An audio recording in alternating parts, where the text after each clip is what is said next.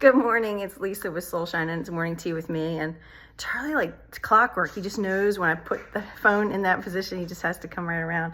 So morning tea with me beverage is half completed. My praise mug, I did raw milk, I did a new creamer, mushroom adaptogens, all that stuff, MCT oil, cinnamon, and cayenne pepper. It's delicious. So today I just got back from my little prayer walk around the neighborhood. I'm still a little dewy. And the thing, I was thinking about lots of things. I was praying about lots of things. There's a never-ending conversation with the King.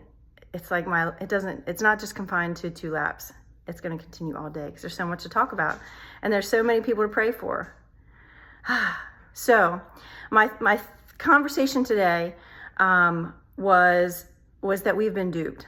And this is a little look into little Lisa's history.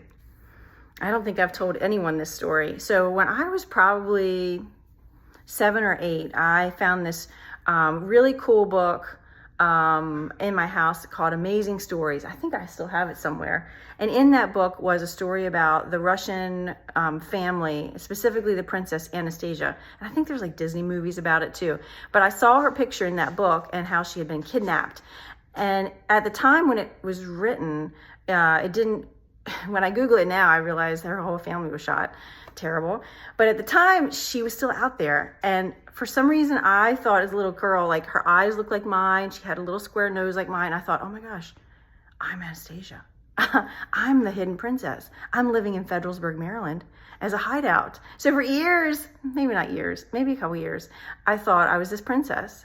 And as I got older, I realized clearly I am the DNA of Linda and David Elliott. But fast forward many years of walking with the Lord, more concentrated here lately within the last year or so. And I realized we indeed are royalty. And we've been so duped to think we need to do everything on our own, and we need to just struggle and strive, and that we'll never be in that elite crew of royalty. That's just something that we look at and we ponder, we dream about attaining one day, but we are already there.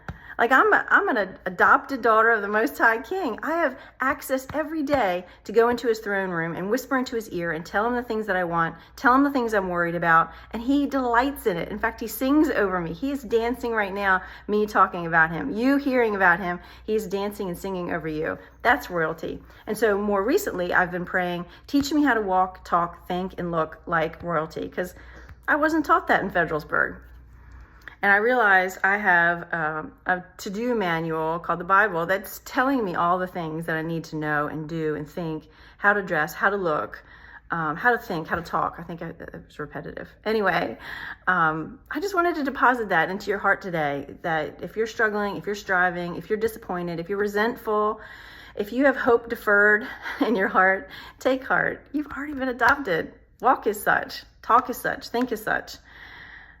It's going to take some learning curves because we've got some deep ruts that have been worn out in the way that we think, that need to be filled properly and see him rightly, and then allow him to show us how he sees us. It's so beautiful. It's such a beautiful process. It doesn't happen overnight. It takes a couple walks around the neighborhood and lots of digging into the word, lots of prayer time, and just surrendering, constantly finding something new that doesn't belong and just surrendering it. So I hope that this inspires you to do the same today, that you are royalty. You don't have to strive to get it. It's already yours.